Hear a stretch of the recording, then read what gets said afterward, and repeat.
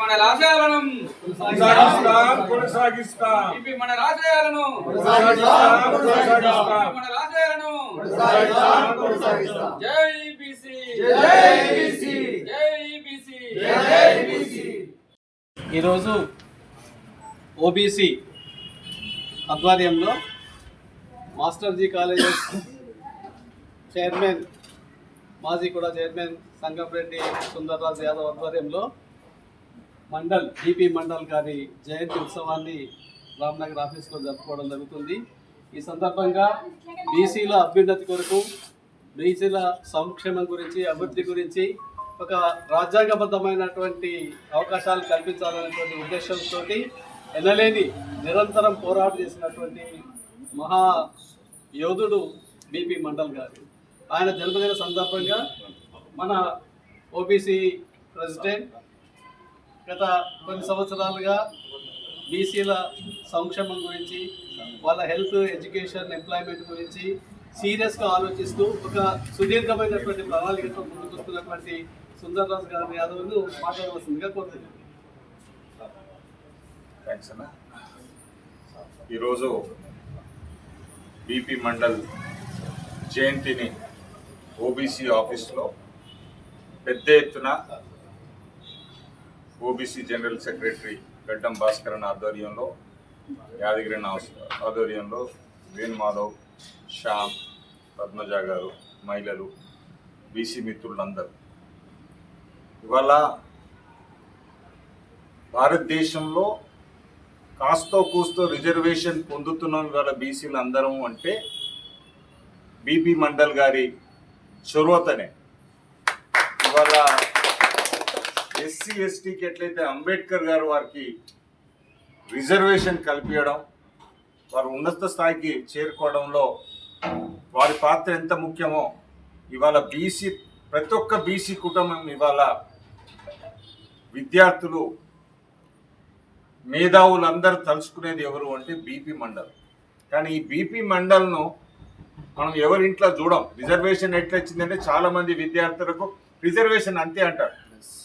కానీ రిజర్వేషన్ రావడానికి మూల కారణం బీపీ మండల్ గారు, బీపీ మండల్ యాదవ్ గారు చైర్మన్గా రెండో కమిటీలో ఈయన చైర్మన్గా ఉండి భారతదేశం మొత్తం పర్యటించి ఎన్నో రికమెండేషన్స్ ఇచ్చినా కానీ ఇంప్లిమెంట్ రావడానికి విపి సింగ్ గారు కారణమవుతారు.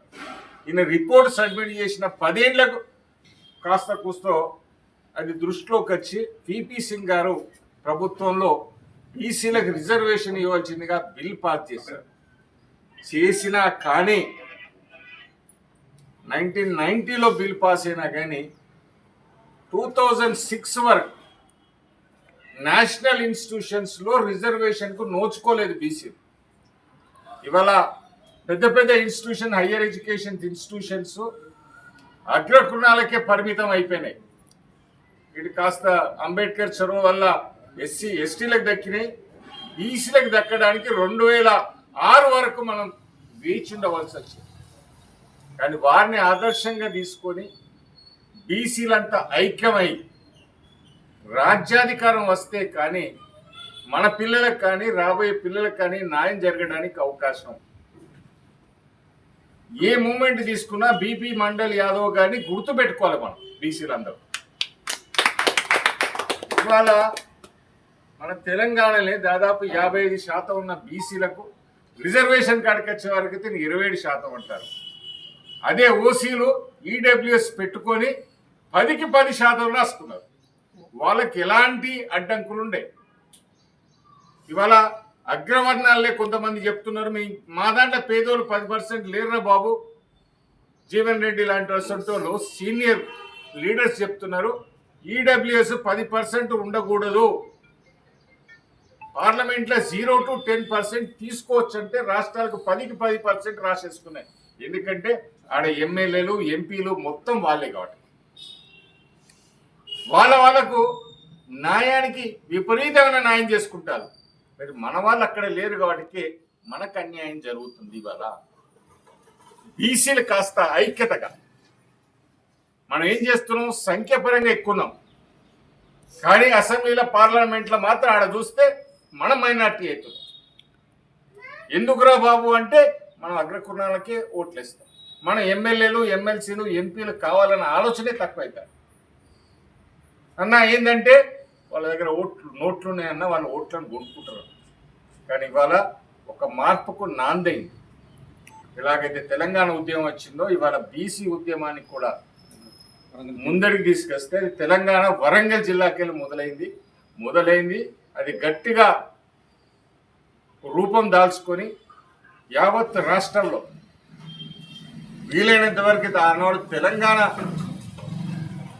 ఆంధ్ర పాలకులో అన్యాయం ఎలా జరిగిందో ఇవాళ బీసీలకు అగ్రవర్ణాల వల్ల కొద్ది మందితో, మన అగ్రవర్ణాలు అందరితో కూడా మనకు దృష్టి, వేరే వర్ణాలతో మనకి ఎలాంటి వైరాగ్యం లేదు, లొల్లి లేదు. ఒకటే మనం చేయవలసింది బీసీలందరినీ సమీకరించి ఆనాడు తెలంగాణ గురించి ఎట్లయితే ఉద్యమం చేసి అందరినీ ఏకం చేసినో ఈనాడు కూడా మనం అందరినీ ఏకం చేస్తే వాళ్ళ దగ్గర నోటు ఉన్నది, మన దగ్గర ఓటు ఉన్నది, కానీ మనం ఓటును అమ్ముడు పోకుండా మనలను అందరినీ ఐక్యంగా చేసుకుంటే ఆనాడు తెలంగాణ ఉద్యమంలో కూడా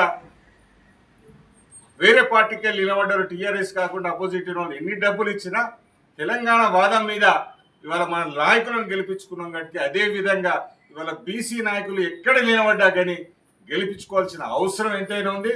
రాబోయే ఎలక్షన్స్ గ్రాడ్యుయేట్ ఎమ్మెల్సీ ఉన్నాయి, మున్సిపల్ ఎలక్షన్స్ ఉన్నాయి. బీసీలను అందరినీ ఒకతాటి మీద తీసుకొచ్చి ఎక్కడ బీసీలు నిలబడ్డా గెలిచేటట్టు ప్రయత్నం చేయాలి. ఎవరైనా బీపీ మండల్ యాదవ్ గారిని గుర్తుపెట్టుకోవాలి. ఎక్కడ మనకు అవకాశం దొరికినా బీపీ మండల్ గారి గురించి చెప్పాలి. ఎందుకంటే ఊళ్ళలో విద్యార్థులకు, కొత్త జనరేషన్స్కి ఇవి బీపీ మండల్ గారు చేసిన ఎన్నో రికమెండేషన్స్ ప్రజల దృష్టికి వెళ్ళాలి. ముందుగా విద్యార్థులకు తేవాలి. ఎందుకంటే రిజర్వేషన్ గురించి వాళ్ళు పోరాడే, రీఎంబర్స్మెంట్స్ గురించి పోరాడవలసిన ఎంతో అవసరం లేదు. ఇవాళ చూస్తున్న కోట్ల కొద్ది కాంట్రాక్ట్లు ఉంటే వాళ్ళ బిల్లులు పాస్ అయితేనే కానీ బీసీ విద్యార్థులకు రీఎంబర్స్మెంట్ ఇవ్వడానికి వాళ్ళకి కష్టం అవుతారు. మన కాడికి వచ్చే రిజర్వేషన్ 42% వచ్చే వరకునే అన్ని అడ్డంకులు. మేము అసెంబ్లీలో యునానిమస్లీ పాస్ చేసినామంటారు, అంతటా పాస్ చేసినామంటారు, మన హైకోర్టులో వాళ్ళే ఎవరో అడ్డమవుతారు, వీళ్ళు సపరేట్ ఉంటారు. అప్పుడు లోకల్ బాడీ సర్పంచ్ ఎలక్షన్ ఓ లొల్లేదు. ఇక కథం అప్పుడు అయిపోయింది, ఎలక్షన్ అయిపోయింది, అడేటోళ్ళు లేడు, ఇచ్చేటోళ్ళు లేడు. ఇవాళ మళ్ళీ మరో ఉద్యమం తీసుకొచ్చి 42% కాదు మేము ఎంతున్నామో మాకు వాటంతా కావాలి ప్రతి దాంట్లో. ఇవాళ కష్టపడి అంటారు. ఇవాళ బిల్డింగ్లు ఎవరికి ఉన్నాయి, హాస్పిటల్స్ ఎవరికి ఉన్నాయి, ఇండస్ట్రీస్ ఎవరికి ఉన్నాయి, యూనివర్సిటీస్ ఎవరికి ఉన్నాయి, అన్ని వాళ్ళ చేతిలో ఉన్నాయి. ఇవాళ తెలంగాణ వచ్చింది, నిధులు నియామకాలు అంటారు. నిధులు వాళ్ళ లేకపోయినాయి, నియామకాలు ఈడబ్ల్యూఎస్ కింద వాళ్ళకే పోయినాయి, నీళ్లు వాళ్ళ భూములకే పోయినాయి. ఇక వచ్చింది ఏంటి తెలంగాణ? అది కాస్త ప్రజల దృష్టిలో పెట్టుకొని ఒక ఐక్యతకు తీసుకురావాలి బీసీ ప్రజలందరినీ.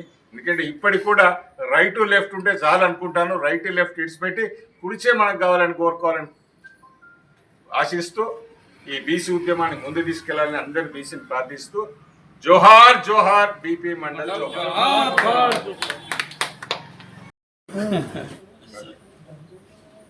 రాష్ట్ర వ్యాప్తంగా ఓబీసీ కార్యక్రమాలు చేపడుతున్న మన సుందర్రాజ్ సార్ గారికి, అలాగే భాస్కర్ సార్ గారికి, యాదగిరి సార్ గారికి, వేణుమాధవ్ సార్ గారికి, ఇక్కడికి విచ్చేసిన అన్నతమ్ములు అక్క చెల్లెలందరికీ కూడా ఈరోజు బీపీ మండల్ జయంతి సందర్భంగా జయంతి నివాళులు అర్పిస్తూ, ముఖ్యంగా ఏంటంటే తను మనకి పార్లమెంట్కి చాలా చక్కగా పనిచేసి బీసీలకు న్యాయం జరిగే విధంగా తను పోరాడారు. ఈరోజు నిజంగా సార్ చెప్పినట్టు బీసీలము కొంత పర్సెంట్ రిజర్వేషన్తో ముందుకు వస్తున్నామంటే తను చేసిన కృషి. ఆ తర్వాత మళ్ళీ కూడా మండల్ కమిషన్ అనేది ఎంత పెట్టినా కూడా సక్సెస్ అవ్వలేదు ఇప్పటి వరకు కూడా. ఇక ముందు కూడా మనము బీసీలకు న్యాయం చేసే విధంగా పోరాడాలి, ఖచ్చితంగా పోరాడాలి. ఎందుకంటే ఇప్పుడు ఈడబ్ల్యూఎస్ రిజర్వేషన్ కూడా 10% వాళ్ళకి, జనాభా లేని వాళ్ళకి రిజర్వేషన్స్ ఇవ్వడం అనేది మరి గవర్నమెంట్ ఏ విధంగా ఆలోచిస్తుందో, మరి బీసీ వాళ్ళమైన మనం కూడా ప్రతిదీ ఈరోజు ఏం జరుగుతుంది, అధికారులకు అగ్రస్థానంలో ఉన్న వాళ్ళకి అధికారం ఇస్తే మనం ఎంత నష్టపోతున్నామని ఆలోచించుకుంటూ ఇక ముందు జరగబోయే ఎలక్షన్స్ కూడా, ప్రతి ఎమ్మెల్సీ ఎలక్షన్స్ కానీ, మున్సిపల్ ఎలక్షన్స్ కానీ, ప్రతి ఒక్క వాటిల్లో మనకి బీసీలకి వాళ్ళు ముందంజలో ఉండేటట్టు మనమే వాళ్ళని చేరదీసుకొని వాళ్ళని నిల్చోబెట్టేసుకొని వాళ్ళకి మనము అగ్రస్థానాలు వచ్చేటట్టుగా మనం కృషి చేయాలని నేను కోరుకుంటూ మరొకసారి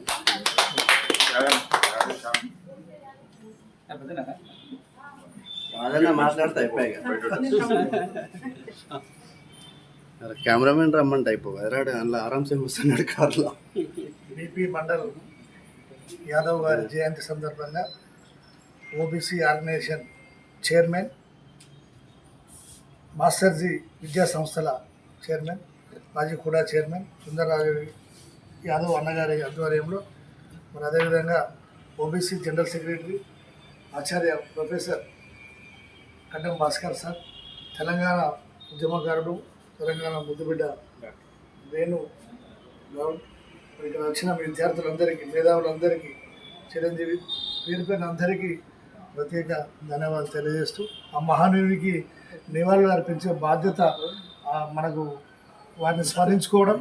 ఈరోజు బీసీలు ఈ రిజర్వేషన్ పొందుతున్నారంటే కారణం బీపీ మండల్ గారని ప్రతి ఇంట్లో కూడా ఆయన ఫోటోను పెట్టుకొని ఆయనకు జయంతి వర్ధంతులు కూడా మనం జరుపుకోవాల్సిన బాధ్యత కూడా నేటి యువతపై ఉందని చెప్పేసి వారిని కూడా పాఠ్యపుస్తకాలలో రాష్ట్ర ప్రభుత్వాలు వారి చరిత్రను పాఠ్యపుస్తకాల్లో లెక్కింపజేయాలి చేసి వారి యొక్క ఈ బీసీ ఉద్యమానికి వారిని మనం ఒక దీనిగా మలుచుకొని రాబోయే రోజులలో మనం రాజకీయంగా మరి ముందుకు పోవాలంటే చట్టసభలో మన వాళ్ళు ఉండాలనే కాన్సెప్ట్ని ఈ ఓబీసీ ఆర్గనైజేషన్ స్టార్ట్ అయింది, ఆల్రెడీ పనిచేస్తుంది. ఏ రాజకీయ పార్టీకి ఇది అనుకూలం కాదు.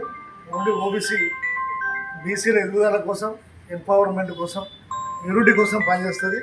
అనేక కార్యక్రమాలు ఓబీసీ నుంచి సాకల ఐలమ్మ అయితేంది, సర్దార్ సర్వాయి పాపన్న గౌడ్ అయితేనేమి, బత్తిని మొగలయ్య గౌడ్ అయితేనేమి, అనేక మంది వీరులను ఈ ఓబీసీ ఆధ్వర్యంలో స్మరించుకుంటూ అనేక సంక్షేమ కార్యక్రమాలను ఎంపవర్మెంట్ కూడా సుందరన్న గారి ఆధ్వర్యంలో చేపడుతుంది.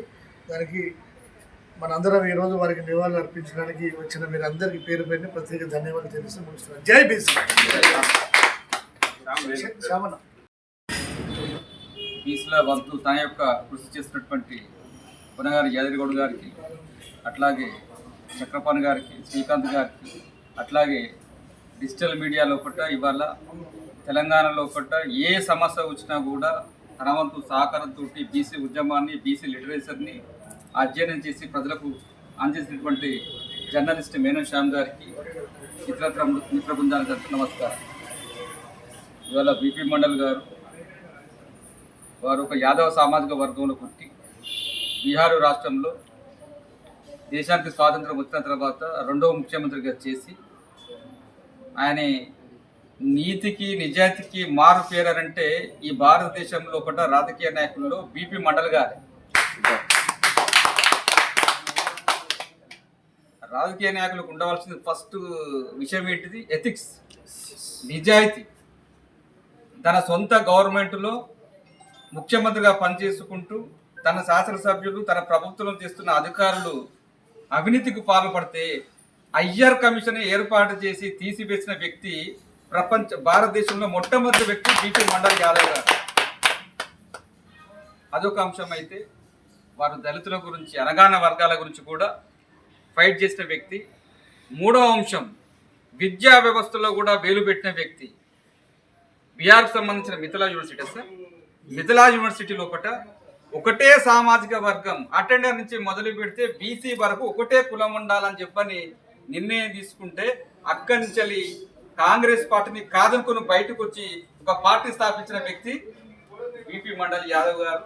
ఇవాళ సుందరరాజ్ యాదవ్ అన్న, యాదగిరి అన్న, భాస్కర్ సార్ అందరు అన్ని విషయాలు చెప్పినారు. కానీ నేను ఒక్క విషయం చెప్తున్నా.